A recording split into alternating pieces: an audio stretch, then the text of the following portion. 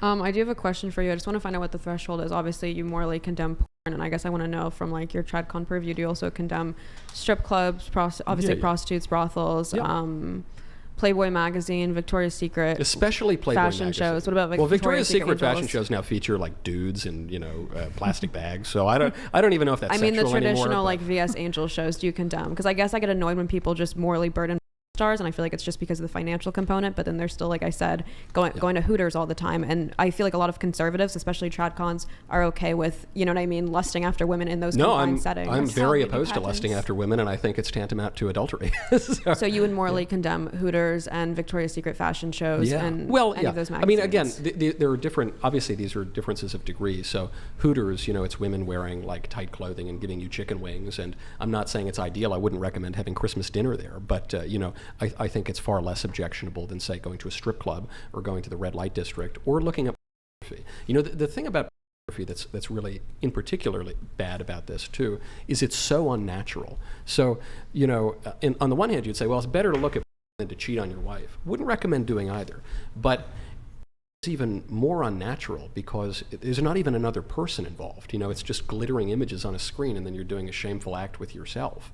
What if you were watching it with your partner? And there is data out there that actually a lot of people report watching together actually makes their sexual relationship better, and they report higher sexual satisfaction. In that context, do you think it's okay, or is it just immoral for you because you're a Catholic? No, I think the reason that it's bad is, one, it would turn your sexual desire to another woman. And it would cause you to view women as sexual objects rather than as proper subjects. And I think one of the other problems with it shapes the way you would view all women, including your wife, is that it treats people as commodities. So what it does is it causes you to sell yourself as though you were just merely flesh, for the irrational excitement of some other person. And that is intrinsically degrading because you're a rational creature with a mind and a soul. That's why I think is the best iteration of sex work, because sex work, as they say, is the world's like oldest profession. It's never going away. Like even in 2005, which is over 10 years before the advent of OnlyFans, 16% of American men were buying sex, and over half of them were doing it regularly from prostitutes. So I don't like that we blame when sex work has always been a thing. Even a lot of Christian men will go to the strip club like a week before getting married, and that's considered like traditionally acceptable. Party. Exactly. And I feel like is the healthiest iteration, even by your characterization, because it reinstates the soul, because the biggest OnlyFans stars are famous for their personality. People like Amaranth, Belle Delphine, Bella Thorne. It reinstates that personality. So I feel like it's actually reducing this idea of only lusting after a woman for her flesh. It's actually three-dimensionalizing her again. So do you think OnlyFans... But it still reduces the relation of the sexes to a mere monetary transaction, and it commoditizes the woman because she's the product. So, I mean, isn't that capitalism though? Like when you have a cashier, aren't you like objectifying your cashier? There are major problems with capitalism. The cashier scenario I don't think is a great but you analogy. Like if you're using, like when the mechanic is working on your car, you're not like super interested in his thoughts and feelings. You're using him as a means to. So what is so bad about sexual objectification when we objectify celebrities, athletes, all these? Because the mechanic is performing a rational and edifying action for me that benefits the two of us. A prostitute, say, is turning herself into a mere instrument for my own lower pleasure. So, I totally agree with you that prostitution's been around forever, and there have actually been moral arguments, including from St. Augustine and St. Thomas Aquinas, against prohibiting this as a matter of law too aggressively, because one might say that then society would be convulsed by lust. So you have to strongly circumscribe it, but not totally get rid of it. And I don't know. Whatever. So you're pro? I'm not pro anything. But you think it's the healthiest iteration, or the no? most I mean, you're asking me what's the least dangerous arsenic. I don't know. I guess there's some diluted form of it, but they're all deadly. They're all going to get you. I guess I just didn't like this argument that the reason prostitution or is worse than maybe like a Hooters is because it's reducing people, you said, to like glittering Yeah, the woman at screen. Hooters is having a nice conversation with me and bringing me my chicken, and she's not actually stripping down, and she's not actually performing a sexual act. I find that more immoral. I feel like that's the more reductionist flesh version of sex work, because she has to more perform a role, versus if you're subscribing to a Twitch streamer you already like, it's based off her personality. Like she sets the rules, she sets the personality, she sets the interaction. I think the audience sets the rules, really. And they're subscribing more for her personality. In Hooters, it's already a predetermined role in uniform and costuming that they're assuming. I suspect if you talk to the top earning performers on they would tell you that the customer is always right. They tell you the same thing that the cashier and the waitress would I'm a tell top you. performing. That's not true. I have very strict boundaries. I make the rules. And You don't take into consideration the desires of your audience. I don't believe that. I mean, so do you think you're commodifying yourself to the day, like when you're doing your show on the daily But the thing that I'm selling is my opinions about the world. Oh, I do like philosophy live streams. Good. Well, I then half of that is probably a good idea. But the problem with doing it naked is it's kind of cheating, isn't it? It's cheating because you're attracting eyeballs with something that is irrational, and then maybe you're giving them some philosophy. They don't have to be completely separate at all times. Like even in marriage, like when you're horny, you're not at that moment like having this deep conversation and you're so interested in their thought. Like you have you can channel that in a healthy way. So something that I found is a lot of men, when they would see me speak and they're like, I really like what you say, but now it's hard to jerk off to you because I have this weird thing. But then once they like get exposed to it, now they're like, oh, actually it's really cool. I love it. Like, we might have this inclination to see people in these categories. I don't know about that. These categories, but that it doesn't mean that just because you're a sexual object in this context that you are in every context. Yeah, I guess it's just if you're. I think they probably make a good point, which is I have viewed you in this degraded way, and now I'm surprised to see you in a different way. And that's why it's important to expose them to that, because that's perhaps. But even the way you're talking about sexual desire still seems to be very self-regarding, right? You're saying if you want to sleep with your wife, it's because you're randy or something. But that would be the difference between, say, love and sex. I forget who wrote this. Maybe it was Chesterton or Lewis or one of these guys. Sex is, it's Fulton Sheen actually, the Archbishop and former TV star. Sex is totally self-regarding. So when one looks at it's to gratify one's own lusts. Mm-hmm. When one is married or just even in love, one is willing the good of the other person. And so you can, this is not just pie in the sky, mamby-pamby stuff. The result of self-regarding sex, solo or with other people, is sterility and the instrumentalization of other people for your own desires. The end result of love, which is giving to the other person, is to edify the spouse, but it literally becomes so real that another person is created as a result of it. Pixie, go ahead. This doesn't have to do with the usage, but I just want to circle back to something that's just been stuck on my mind. Earlier you were talking about basically these kind of biological imperatives that women and men have naturally fallen into, and then basically feminism is trying to destroy that. That's my understanding of your argument. But I don't think it's just biological, because I don't think we're just bodies and flesh. I think we're also souls and bodies together. Okay, because what I was going to say is that when people make these biological arguments of men having to be this one way and women having to be this other way, to me that doesn't necessarily follow, because we've literally had laws after law in place trying to prevent women from getting into the workforce, from having being able to open a bank account, from even being able to pursue certain legal matters. So when people make this biological argument of oh no, men are just more naturally inclined towards working roles, it would follow then that there would be no need for these laws. It would just be a biological imperative. There's no need for you to have a law where blood flows through you or where you have a heart. These are just things that are true. But when it comes to our roles in society, and I think this is what feminists push back on, it seems like instead of it being a real biological imperative, it is forced upon the social structure. Yeah, are you suggesting that women are as happy working in an office as a man is?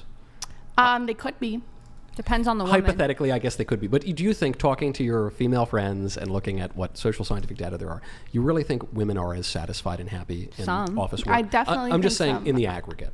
Yeah, I think... If you're really being honest with me right now, I think you would say probably women are less happy. Well, I don't think either of them are happy. I think but most which is people are happier not than the happy. other? Yeah, Which is happier than well... So I have a question for you guys. One, do we live in the patriarchy? And if so, and I want everybody to respond, do we live in the patriarchy? And if so, is the patriarchy good or bad? We'll start with Farah, come this way, and then we'll have Michael. I think it's such semantics at this point. As of now, I'm going to say I don't think we necessarily live in a patriarchy.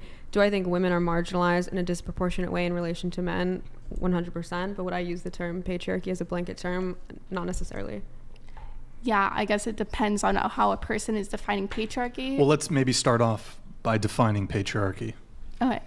If we're defining patriarchy as a system of power where men uphold most of governance and social power, I would say that there is an argument to be made that we currently live in a patriarchy.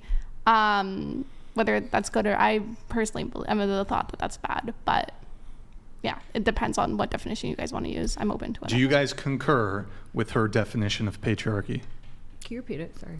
Basically, it's a system of power where men hold most of the capital. Yeah, the social. most of Yeah. the capital, social, political power. So obviously we know historically this is true, and if we're looking at a global level, are we going to like refine it to like United States, because these are going to be very different conversations. And West, we could also in the consider West. So I would say like, and you see this, that like it's more prevalent in countries that are poorer, that have less technological advancement, as industrial machinery became a thing, and education and all that. And so now I don't think like in the West, I'm not going to sit here and say like women don't have equal rights. I think some of that history in certain ways, like in maybe culture and our perception of men and women is still here, but no. And I would say that it hurts men and women to the same degree in some ways. Yeah, I would say that.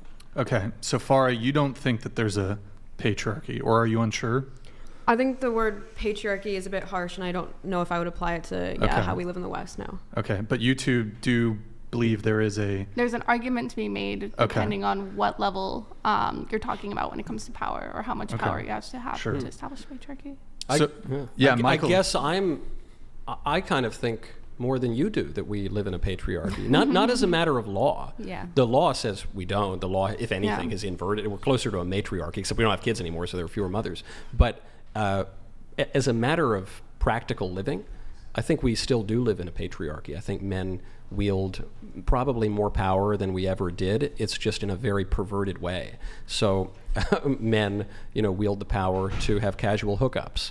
Women statistically tend to not prefer casual hookups. Men tend to like them quite a lot more, and women prefer a longer lasting relationship. That's what I would agree with. I think marriage, that's what I meant by cultural currency. I think men have the monopoly on like the cultural zeitgeist, and then women move in lockstep to like men's desires and the male gaze. So I would agree with that. Yeah. In terms of politically, I don't know if I would agree as much, but I agree with that definition. Totally. And so, the irony though is that all of that sexual revolution came about because of feminism. But it didn't really give women, I think, what they thought they were going to get. I think if anything, it gave men more power. I remember thinking about this many years ago when I was in college, and the hookup culture was really burgeoning. I thought, is this the greatest trick that men ever played on women? That these women who call themselves feminists think that they're going to be empowered by letting men just use them whenever they want and then cast them aside and go sleep with some other woman. Girl power. I completely agree, and I actually don't think women are the culprit or feminists are the culprit today of hookup culture. I think it's more like neocons, tradcons, pickup artists, the one who says that you need to unpack the female psyche by like... Traditionalists don't support hookup culture at all. And I think say as a proud traditionalist. Yeah, I would say that also there's a distinction between the moral question, like if you're a woman and you hook up, like that's part of what the sexual revolution was there to do, is to give women autonomy, to be able to consent to things, to not have a scarlet letter, attached to them forever because they decided to do a hookup. And then the other question is it healthy? No, not the same. Of course they do. If you look at social attitudes, called a 304. Yeah, but if you look at social attitudes in the last 20 years on things like casual sex, basically it's moving in this direction. The whole reason you have a show is because most people think like me and you have something to fight against. I don't think so. I think I have a really popular show because a lot of people are living under our cultural zeitgeist, but they realize that it's wrong. And Some people, but if you look at polling and stuff, especially if you look at where like the institutional power is, like in media and academia and stuff, like we have that power. We definitely influence the culture. And if you look at polling and you look at like 30 years ago, 40 years ago, how people felt about casual sex. So I agree that there's a moral question and what's actually good for you. And the truth is there is a small number of people, like women tend to have more restricted sociosexuality than men do, but there are some women. What do you mean by sociosexuality? Sociosexuality is how open you are to casual relationships. There's like an inventory, and they like look at your desire, your behavior, your attitudes towards it, and men typically are more open to it than women are. But there is some like, there's like 10% or 5% of women who still, and I don't think there's anything wrong with those women going out and doing that, but I do think we need to put more of an emphasis on like, okay, the moral question, whether you're a whore if you do this, that's separate from, is this good for you? Is this going to make you feel good? Is this what you really want? I think it's separate. Why would it be separate? If morality is concerned with what is right and what is wrong, and we are rational beings that recognize that some things are better than other things, then wouldn't it stand to reason that if you do more good things and fewer bad things, if you pursue more virtue and less vice, that you would be happier and flourish? Maybe, but is eating a donut immoral? It depends if you've had like 5 donuts already. Well, then then we just have probably a it is different, like, to me, I don't probably think it is a like vice. eating fast food is immoral. It may not be good for you, but it's not immoral. And there isn't like this stigma associated with it where it's like, oh, nobody, like, No, sex is obviously, I think, even more fundamental to human nature than donuts are, and I like donuts plenty. But, sex is very, very important to human nature. That's true. In part because the action is what propagates the species, or in our sterile age, does not propagate the species. But, you're a trained lawyer, passed the bar exam. And you have spoken publicly about how, because you've made other career choices, you really can't work in the law. Yeah. A firm would fire you. So it would seem to me, putting aside the justice or injustice of that fact, that there is still a major stigma associated with But a lot of sexual firms would actually decadence. hire me over you, probably still in Well, I don't have a 2020. law degree. No, but my point is that some of the things you say are so controversial that Yeah, with that's how true. I think I saw a little bit clip of your last thing where you said like Yale would like deny you even went there. I think they want to burn my diploma. That's at my this point. That's Is a that very liberal place. is though, that yeah. society is shifting and we're becoming more okay with things like sex work, but we're still not there 100%. But we still are very quick to cancel misogyny, and I'm not agreeing with this. I wouldn't say Yale is representative of the broader society, though. It's a kind of I love my alma I mean, if mater, we're but it's talking a about weird law place. firms, if we're talking about good, like big time law firms, yeah. like they would have a harder time. Wait, just a clarifying Yeah. question.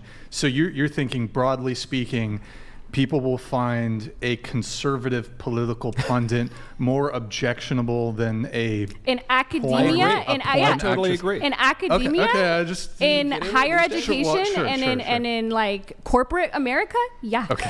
Yeah, I think you're probably right about that. Tells you a lot about the society. But Yeah, I you can agree. argue that, but to say like there are firms out there that would still take me over you. But in reality, look, I mean, it's a funny line, and there is a Yeah. lot of truth to that. But a lot of these videos that go viral from this show, in fact, and in the broader like red pill manosphere stuff, it's women who are being shamed for their sexual behaviors.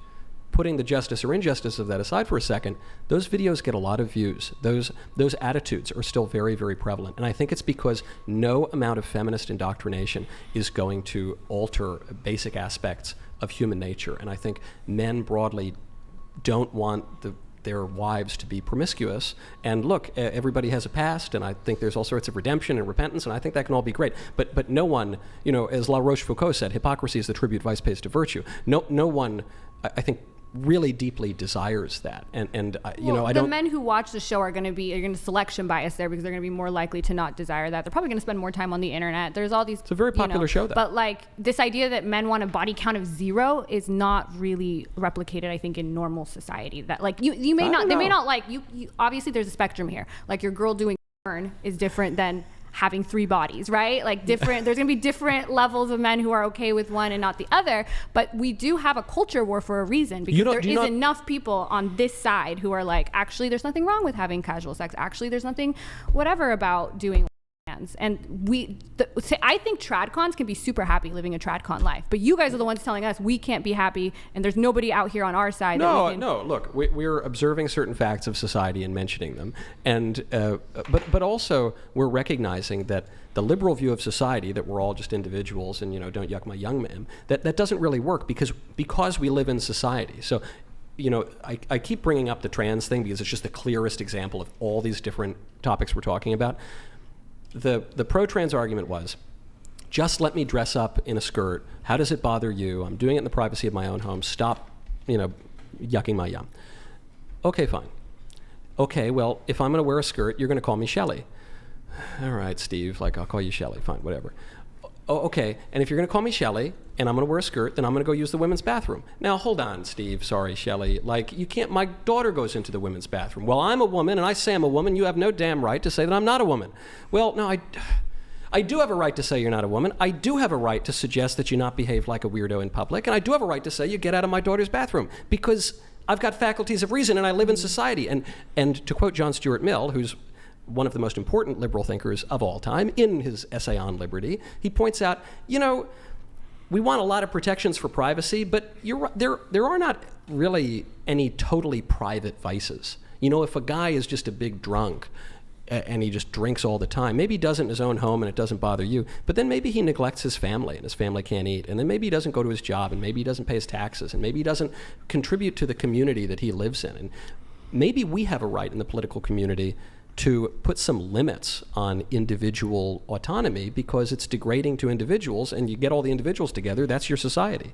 Yeah, I don't know. I just kind of want to push back on the idea that like basically being trans is the same as being a drunkard. And I think the reason why is because I'm not saying they're the same. They're just both similar. A bit deviant and suffer defects of will and intellect. Okay, I guess my question to you is, when does something deviant become harmful?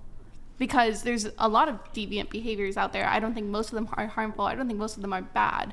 But obviously you think that there's something bad about being trans and being drunk enough to like do the analogy. So my question is, when does deviance become harmful? And do you believe it should be enforced through law, or are you just talking social? Like, do you think like we should put in, because there's a lot of rights that we hold up even when they're like free speech, people say mean words, but we still are like, the right is so important. Guns, they sometimes we have limits on speech. Of course, I think I agreed with everything you said. There should be limits. The question is, where should those limits be and how should they be enforced? And that's my question. We should probably arrive at them through prudence and very carefully. Okay. I don't think there's like a write 5 bullet points on a napkin answer to this, as some ideologues do. I think we have prudence for a reason, and it's the my dear, it's the consummate political virtue.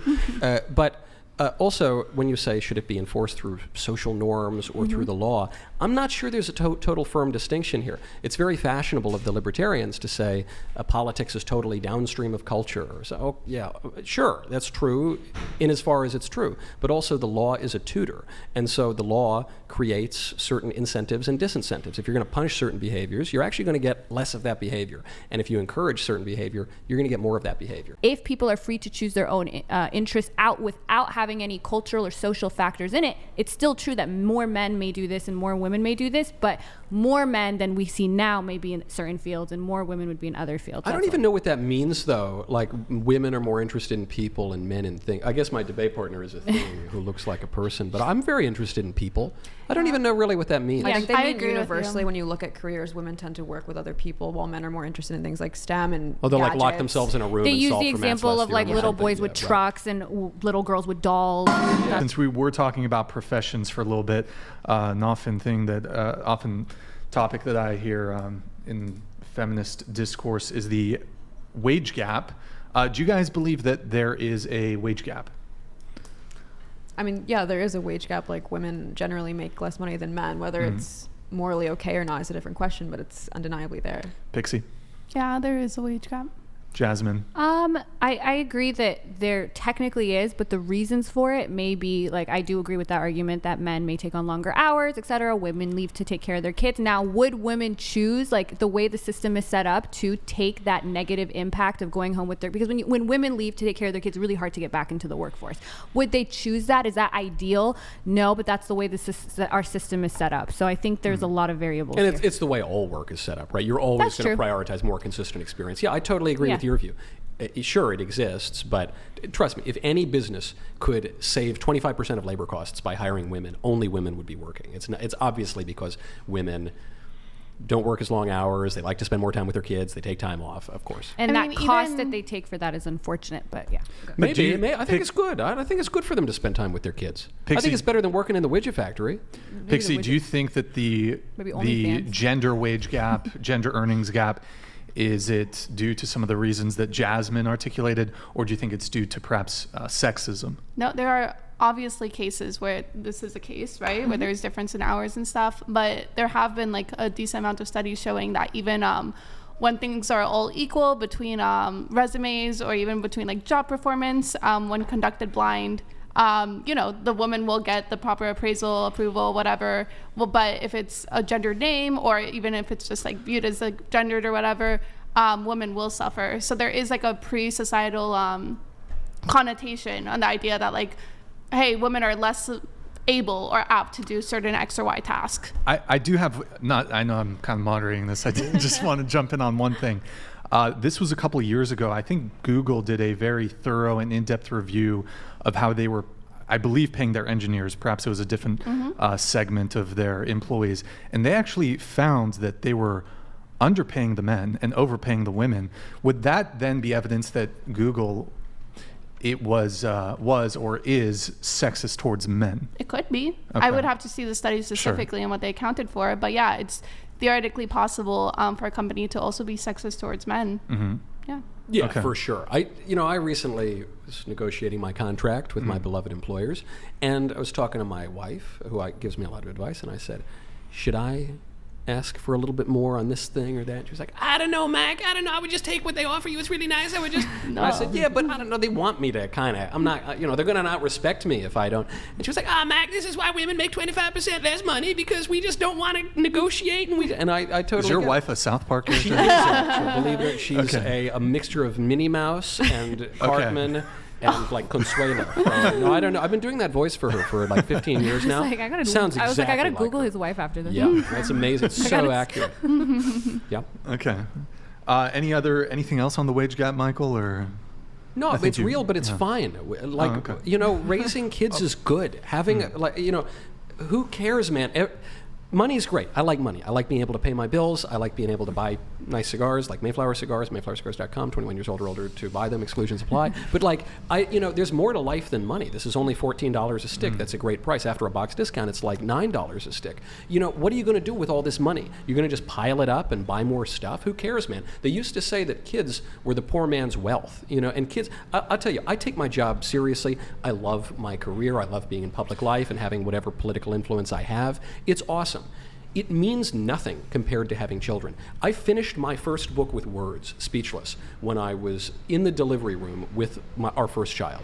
And my wife's there pushing out this kid, and I'm there finishing the final edits on my book to send in. They were both due on the same day. They both came. And I thought, okay, I've finally done. I poured my heart and soul into this 18 months of writing. And I look over at my kid, and I realize that my book doesn't matter at all.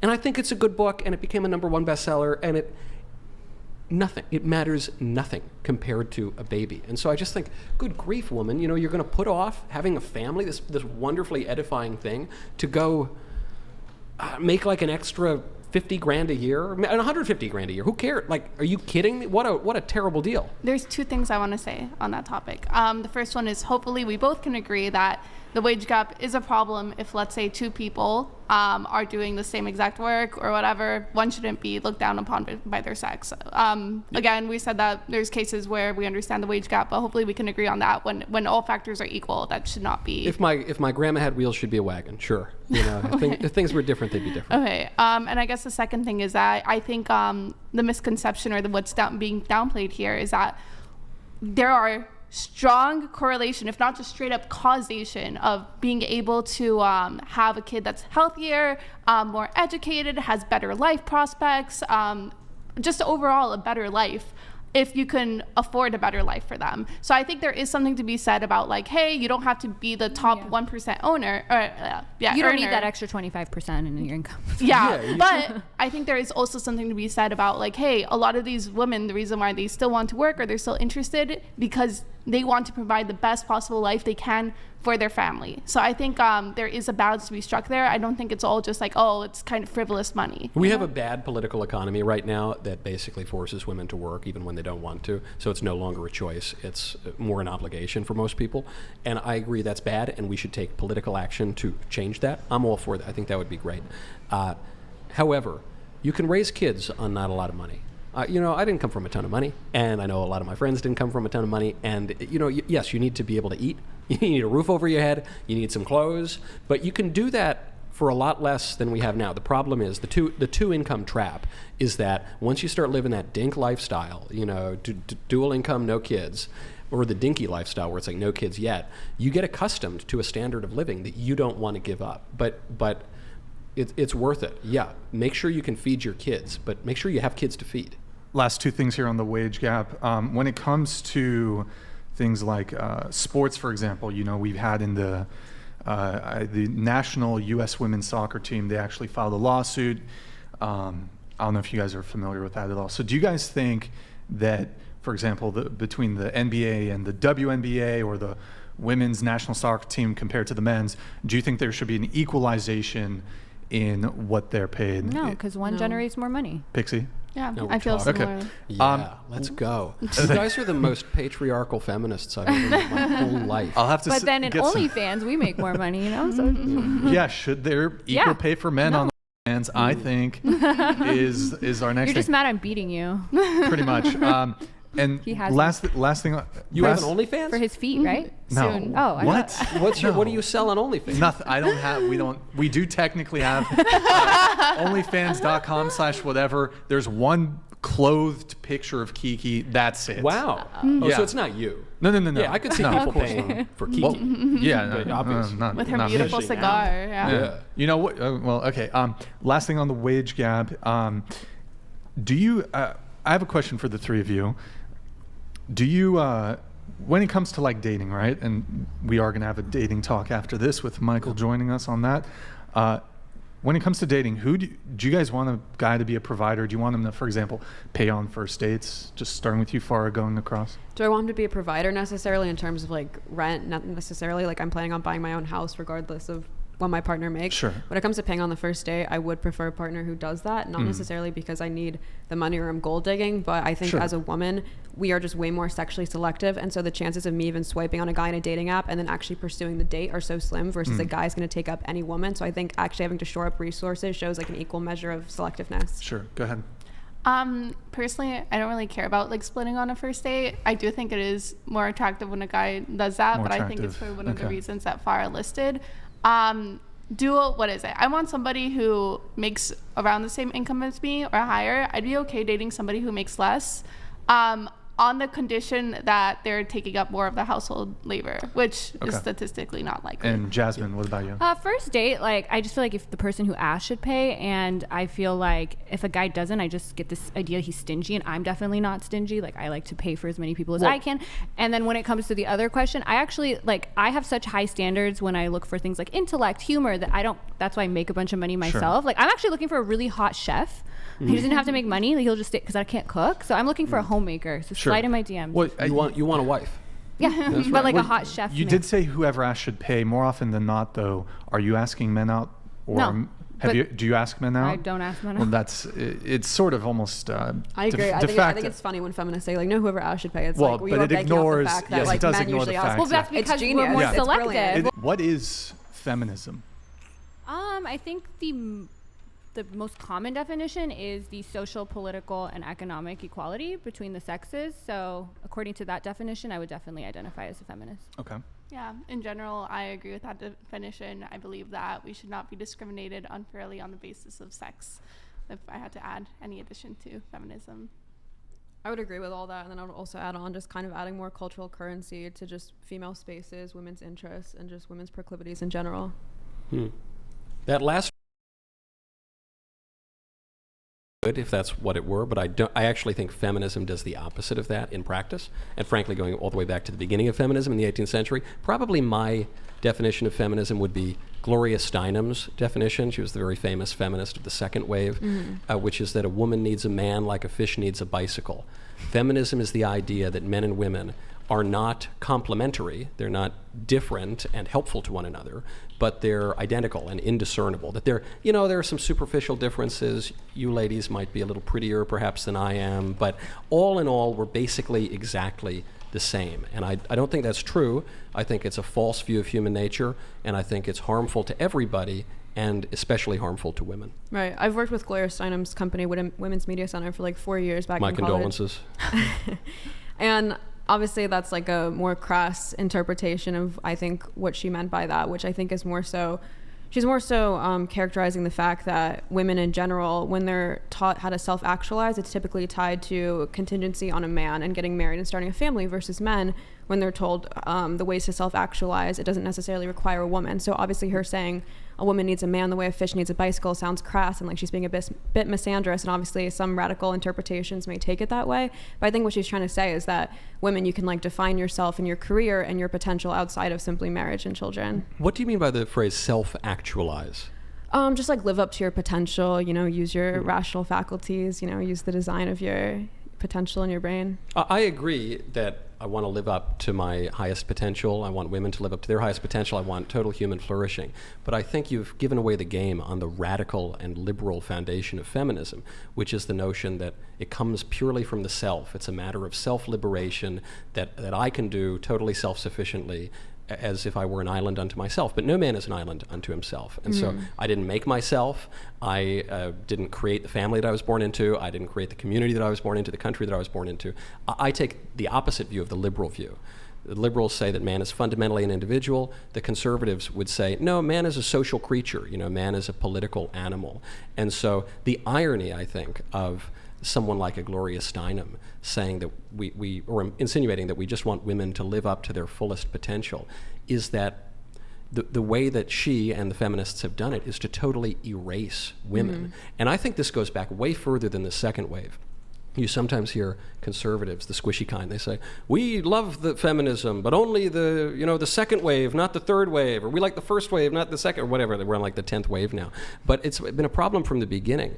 Even Mary Wollstonecraft, who founds feminism with the vindication of the rights of woman, she writes that Providence has created men in such a way that they are more inclined to virtue, and they're more endowed with virtue. And I think that's exactly what Gloria Steinem thinks, because the way that second wave feminism actually was practiced was it denied the virtues particular to women, and it said the only way to be virtuous and to flourish is to be a man. So if women want to be virtuous and flourish, they got to dress like men, and they got to have the same attitudes towards sex as men, and they got to work in the workplace exactly as men do, and they just have to pretend to be men. But I think that's very disrespectful to women and harmful to them, because if a woman tries to be a man, she's always going to fail. Just look at the Penn swim team now when the men compete against the women swimmers and defeat them.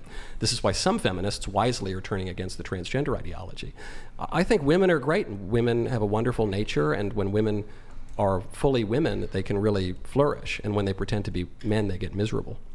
I think what a lot of feminists would push back on or worry about is this idea that we have ascribed gender to certain things that are kind of agendered. So for example, when it comes to the workplace, the idea that like, oh no, a woman must stay at home, going out and working is a man's job, seems to be something that a lot of people have contention with, because it seems like, I'm not saying that women don't have a place at home taking care of children, but it doesn't seem like it should necessarily be limited to just that. So for example, even like throughout history, you still have women who, despite taking care of home, also have like side jobs or side hustles or stuff like that to help contribute to the family. So I think this whole idea that's like, oh no, like women are just trying to be men. Sometimes I wonder, oh no, we are just saying that this is for a man to do, even though it seems like there's more opportunity for women to participate in those arenas as well. I think you've just made my point, though, which is that you say throughout history, including long before feminism ever came onto the scene, women did plenty of things, in addition to just being barefoot and pregnant in the kitchen, right? They were involved in their community.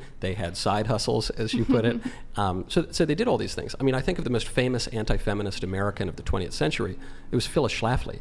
Phyllis Schlafly had 6 kids. She was a housewife. She said the only person whose permission she needs for her political activism is her husband's, which irritated feminists to no end.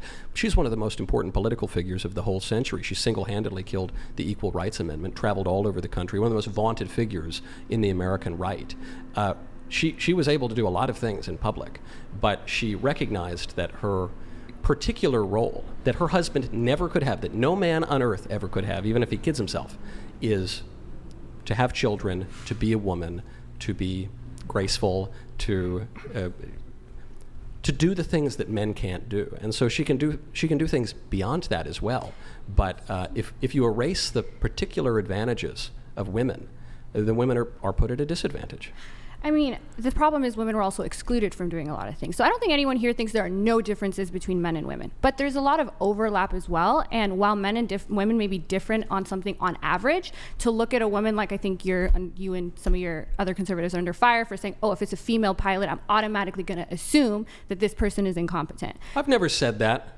Though if an airline tells me that they are prioritizing DEI over merit in the cockpit, I would probably book another airline. Okay, and I guess that's a little different. I get I get that. But my point is like to say women are just emotional, more emotional than men. That may be true on average, but to then look at a woman and just be like, automatically I'm going to assume this woman is more emotional. I think that isn't, that's the last. So why is it true on average though?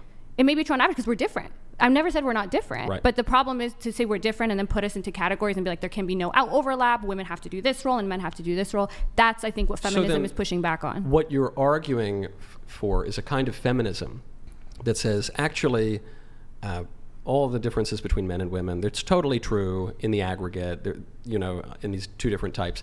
But on rare occasion, there's going to be some woman who not that comes rare. along. Like, let's say, okay, gender roles. Like, let's say most people, let's say 70 to 80% of people will fall into natural gender roles. But then there's still 20% of our population that may not. And do we make a society where we force that 20% into these roles, or do we allow choice? I think a lot of feminism, the cornerstone of feminism, is choice for women. You can't stay home. I'm not so sure about that. I'm not so sure, because there was a famous debate between Betty Friedan, who was the prominent American feminist, and Simone de Beauvoir, one of the most famous feminists of the 20th century. It was in 1975, and Betty Friedan said what you said. She said, look, I think we should give women a choice. Maybe they want to go out into the workplace, or maybe they want to stay home and raise their kids, but they should have a choice. And Simone de Beauvoir, who was a more consistent and intelligent feminist, said there can't be a choice. And the reason there can't be a choice is that if given the choice, most women would stay at home. And if most women stay at home, women will not be free. If we want true women's liberation, women must be forced to be free. And Friedan recoiled from this because she knew it wasn't going to play well in Peoria. But Simone de Beauvoir had the right point, and I think the more consistent feminists have agreed with her. I don't know. I mean, feminism has, it's gone so many different directions, so to pick the feminists that we don't agree with for this debate, I don't know if that's conducive to... Also, I'm not necessarily sure when you're saying oh no, most women would stay at home. That's a choice that they would have, because when you look at the uprisings of feminism, or when it gained the most traction, it was post-war era. Partly because of the reason why is because during these war eras, men went out, they were drafted, they had to go fight, et cetera, et cetera. Women were expected to take up more traditional male spaces, work, and when the men came back, what ended up happening is that a lot of women did not want to leave the jobs that they had. They wanted to keep the somewhat level of financial independence that they were able to gain. And that's why we see these huge feminist uprisings during those periods of time. So it seems to me, if you're saying that most women would stay home, that just wouldn't happen. Women would have not had these feminist movements go forward. Well, the feminists didn't want to leave their jobs, but women broadly perhaps did. So anecdotally, people write in a lot and they tell me, Michael, at least while my kids are little, I'd love to stay home and raise them. Maybe I'll go back to work after, but I just can't. You can't raise a family in America for the average person today on one income. And that's a result of women entering the workforce and wages decrease, which is why not only the radical left, but also the more commercially minded right wing was in favor of that. It's the same reason they're in favor of mass migration. It just lowers wages for people. A lot of women, however, seem to feel not that they have the choice to go to work, but that they have to. And this is expressed in a famous study that came out of UPenn and was published by Yale in 2008, which was the paradox of declining female happiness. And I love the way this study opens up. Right in the abstract it says, despite the past 35 years, I'm paraphrasing, but despite the past 35 years showing so much marked progress and improvement in the lives of women, women's happiness, according to this meta-analysis, has declined, both absolutely and relative to men. So it's not even just that everyone got more miserable because of, a bad economy or something. Women in particular became less happy, despite all these objective improvements to their lives. So to me, the obvious rejoinder to that is, well, maybe those objective improvements, namely feminism, that's the thing that happened between 1973 and 2008, maybe that wasn't an objective good. Maybe that was just illusory. Well, to me, the obvious rejoinder of that is that women are becoming disillusioned with the life they had prior. They're leaving the cave, so to speak, allegorically. And also,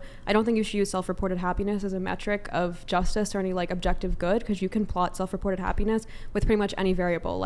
Highest reported crime, violent crime in the United States, also is directly correlated to self-reported happiness. Does that mean one causes the other? No. Does that mean we should think what do you mean by that? Highest violent crime is correlated? I'm just saying in the periods of time when we've had the most violent crime in the United States, there's also a correlation between highest rates of self-reported happiness. Well, not according to the survey I just cited, right? If happiness has been declining steadily, especially for women since 1973 to 2008, you had a major crime spike in the early 90s, but you didn't have a major spike in happiness. So perhaps there's some survey that you're referring to in some city somewhere, but it wouldn't. But also, even women living traditional lifestyles are seeing a downfall in happiness. So why is it that the women who are still living the type of lifestyle that you would probably prescribe to women are also having a decrease in happiness? Also, I'm not convinced of that. The Institute of Family Studies that are big, and there's a lot of data out there that actually children make you less happy. So there is this problem happening where we're okay, why are people less happy? But we don't know. We don't know what it is. I'm not so sure. Again, and then you would expect then that if you looked at the most unhappiest countries, you would expect Canada, the Nordic countries, Scandinavian countries, because they're very egalitarian, and you're not seeing that they actually have higher happiness levels. Well, they have the highest rates of alcoholism in the world. You think of Denmark, Norway, Iceland in particular. So I don't know how happy they are. Now you're changing, but if we're gonna just go by what makes people happy, I don't know if I think there are arguments to be made about like community and those things may make people less happy. But this idea that's because women aren't having children, when we also have data, a lot of data that shows children, especially in the United States, has the biggest happiness gap. And then we're seeing that other countries that are more feminist are also not having, like, if you compare like Scandinavian countries to like the East, like my parents are immigrants from Iran. Iran has really high unhappiness levels. A lot of countries Naturally, yeah, exactly. So I don't know if you can say that this is causing that, right? Yeah. Well, yeah, Nordic countries also have much more homogeneity, which is correlated with political happiness. But so they're all of those differences. But I think the point about children making you unhappy and the point about leaving the cave, I think those are both a little bit of a cope, because they're belied by the fact that if it were just that women were coming into their own now and they were recognizing the oppression of which they were not conscious previously, then why would they keep getting less and less happy? You know, at a certain point, aren't you supposed to turn the corner and become more happy in your independence? But that's not what's happened. For 35 years, it just gets worse, worse, and worse, including relative to men. And then for children, you look over the past, 70 plus years now, 74 years, since 1950 to present day, the marriage rate has dropped by 60%, and the birth rate has dropped by 50%.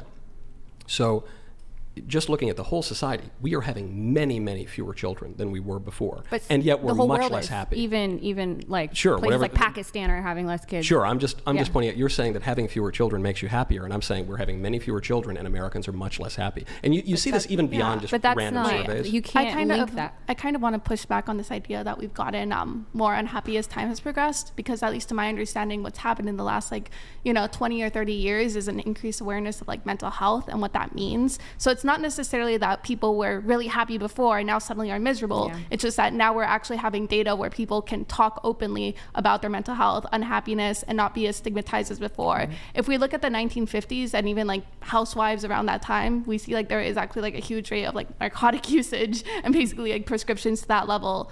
So I'm not necessarily, if I would go as far to say, we've gotten unhappiness as time, we've gotten more unhappy as time has gone by. I would say more likely, oh no, we've been able to properly report, measure, and assess mental health as time has gone by. And medicate. Listen, I'm very inclined towards your view that social scientific studies are bunk. I mean, there's a major replication crisis. I think it's all ridiculous. I will cite those social science stats when they serve my argument, because why not? That's what we do these days. But I agree. I'm skeptical of measuring happiness and all the rest of it. But on the mental health point, I think here we do have some pretty firm data, and it contradicts the argument you're making, which is right now, 1 in 5 middle-aged women in the country is hooked on antidepressant drugs. On any given day, they're taking them.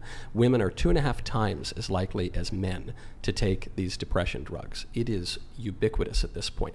And the rates of taking depression drugs are going up. It's getting much worse. So if we're not getting less and less happy, why do people keep taking more and more depression drugs? No, why were housewives in the 50s downing like a bottle of wine at lunch every day? I'm just saying now I'm not so sure. I mean, these are anecdotes. We're supplanting self-medication now with actually like medically backed drugs that actually help women with their mental health issues. I don't know that it's also now that when you're sad, you just go to the doctor and they give you antidepressant drugs. I don't know how much more depressed people actually are, other than the fact that they're just dishing them out to everybody. And they're dishing them out more and more and more. Sure, you can blame the pharmaceutical industry or the medical industry. I'm just pointing out, in order to argue against these social science statistics, one has to just turn toward unfalsifiable anecdotes and memes. The housewives were all miserable in the 50s. They were secretly, drinking behind their husbands' backs. But I don't know, maybe they were, maybe they weren't.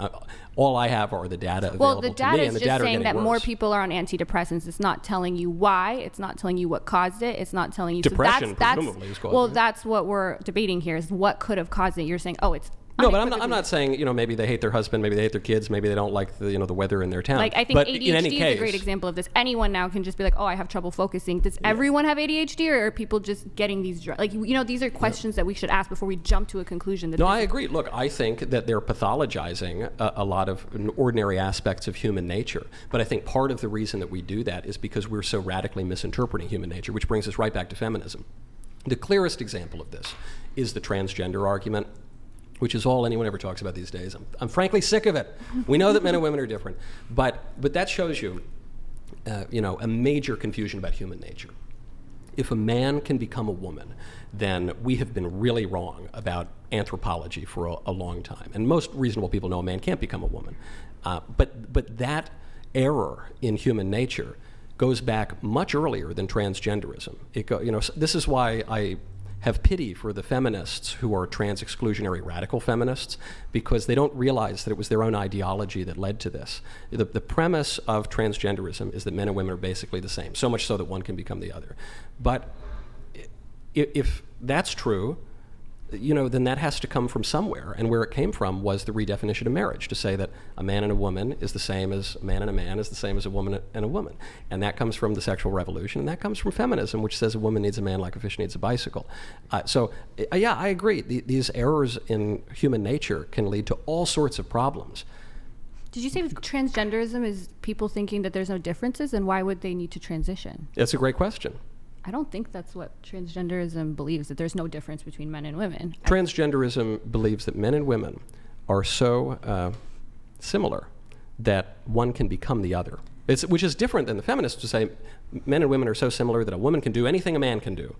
But transgenderism takes that principle to the extreme, which is men and women are so similar. They're not complementary. Sex is not immutable. It's not an inseparable accident of being, as an Aristotelian or St. Thomas Aquinas might say. But no, it's actually just kind of a social construct. And it's so socially constructed that I can go down to my doctor and have him reconstruct my chest, and all of a sudden I've magically become the opposite sex. That error comes from feminism. Okay, before we pivot to transgenderism, can we go back to the happiness feminist conversation? Sure. Tie it up. So I wanted to ask you, do you think that should be the ultimate good and the metric for which we base our justice system and our just overall societal progress on, is self-reported happiness? Well, I don't know even what you mean by societal progress. I mean, justice is a habit of virtue that inclines the will to give to one what he deserves, right? So it's about deserts. Right. And so we protect certain rights and we enforce certain laws, at least we used to. We don't really do that as much in this country anymore. And an aspect of political justice would be human flourishing.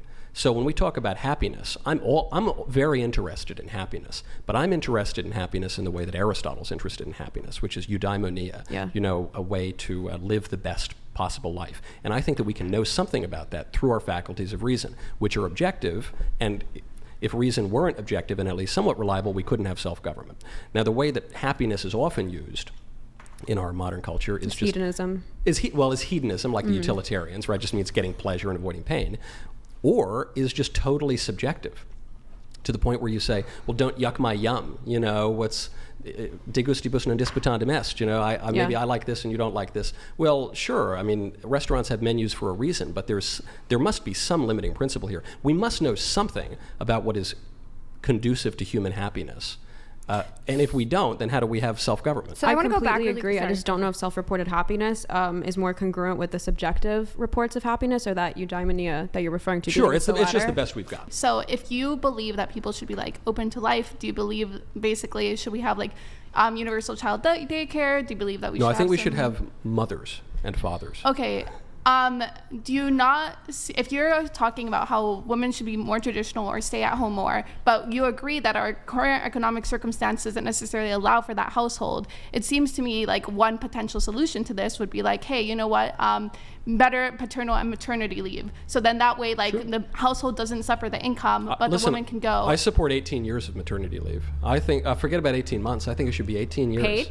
Do you believe women should be paid for staying in the household? In principle, I'm not opposed to it. The problem is it would create so many bad incentives and it would be so inefficiently managed by the central government. Well, 18 years. But you wouldn't. 18 years would be tough. But in principle, maybe have at least something. But to your point, in principle, look, there's one country in the West that has managed to turn around the birth rate problem, and they haven't solved it yet, but they've ticked it up a little bit in the opposite direction, and that's Hungary. And the way they did it was they said that once you have 4 kids, you don't have to pay income tax anymore.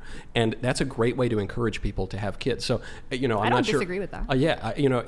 Would I suggest that we just start sending checks for each baby that you pop out? That's probably an overly simplistic way to do it. But should the government, which is really an expression of the people and self-government, should we encourage and support having families rather than passing laws that discourage families? 100%. Yeah, I'm for pro-family policy. I think we all are. Yeah. Pixie, did you have more? No, I was just trying to see if you agreed with that or not, because I've met a couple conservatives who are like, oh no, we shouldn't pass laws like that. So yeah, well, the libertarians get feisty about any time you say that we should do anything in politics, but no, I'm fine as long as it's prudent.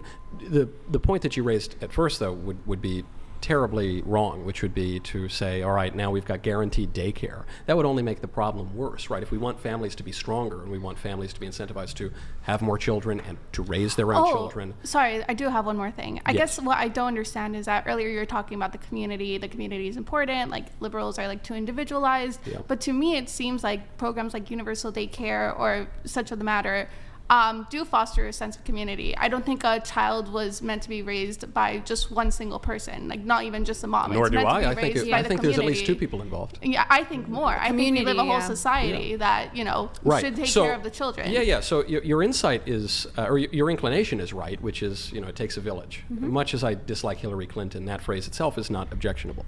But it takes a village.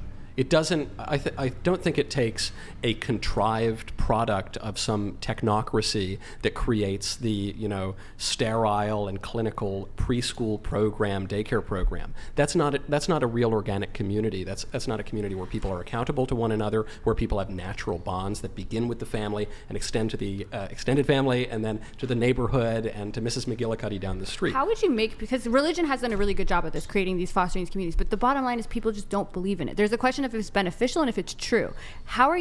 What's your plan to convince more Well- people that it's true and that they should Yeah, follow yeah. it? Because everything is pointing the opposite way. We're going the opposite way. Beneficial means is good, and true means is true. And some people think these are divorced. I don't think they're divorced. Well, I think I hold to an old-fashioned view that there are the three transcendentals, which is goodness, truth, and beauty, and that they involve one another. So something that is good is likely to be true, and something that is false is likely to be harmful. Okay, so let's say if transgenderism was shown to be beneficial, I know you don't believe that, would it then be true?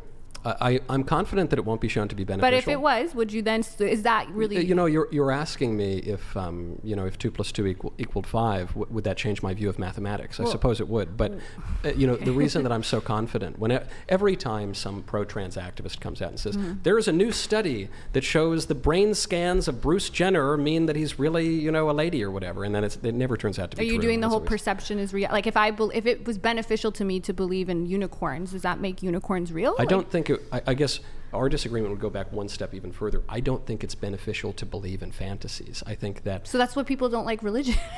You No, thought but I as a think, you know, fantasy. I agree that, you know, atheists and liberals have denigrated religion for centuries now, but I don't think it's a fantasy. I don't think that it's just a comforting thought. You know, Neither do transgender. Like my point Right, is but that they're wrong and I'm right, I guess. Yeah, You know, exactly. That's what it but goes one of down us to. is going to be right. What Yeah. makes you believe that that Catholic doctrine is true? Well, I believe, to quote the First Vatican Council, that the existence of God, I'm not saying all the other stuff, but the existence of God can be known with certainty by natural human reason from the created world. Yeah, I'm not debating about the existence of God. I'm saying specifically Catholic doctrine, that it goes Right. beyond So just if we all existence of if we all God. agree that God exists and can be known through reason, and maybe we're making a leap there, but you seem at least to Definitely grant a it. leap. But at least you grant it. Then the question is, okay, well, who is God?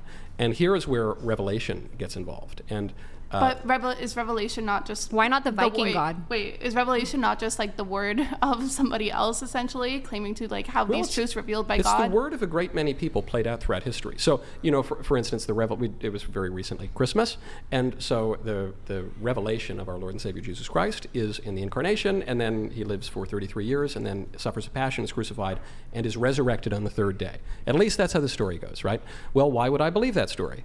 What reason do I have to believe? That's a crazy story, isn't it? People don't just rise from the dead.